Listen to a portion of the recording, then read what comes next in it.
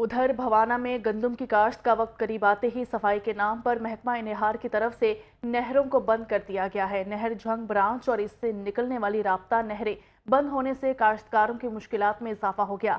नहरों की सफाई का अमल ताहाल शुरू न किया जा सका। मजीद जानते हैं नुमाइंदा लाहौर रंग नासिर अली से। जी नासिर, अपडेट कीजिएगा, काश्तकारों को किन मुश्किलात का सामना करना पड़ रहा है? जी बिल्कुल, गंदम की कोर का वक्त करीब आते ही महकमा अनार की तरफ से बाल सफाई के नाम पर नहरें बंद कर दी गई हैं। जंग बरांच नहर और से निकलने वाली दीगर नहरें बंद होने से काश्तकारों को मुश्किलात का सामना है।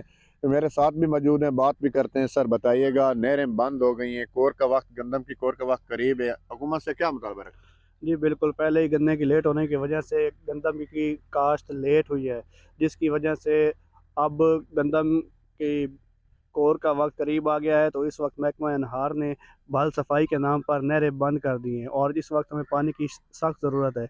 अगर हम बिजली की मोटर की तरफ जाएं तो उसमें लोड शेडिंग हो रही है बहुत ज़्यादा, तो जहाँ पानी पहुंचता नहीं है, फिर पीछे से मोटर बंद हो जाती है, उससे नुकसान हो रहा है। इसके अलावा अगर हम डीज़ल की तरफ जाएं तो डीज़ल भी इतना महंगा है कि एक गरीब आदमी जो है, किसान उसको अफोर्ड नहीं कर सकता।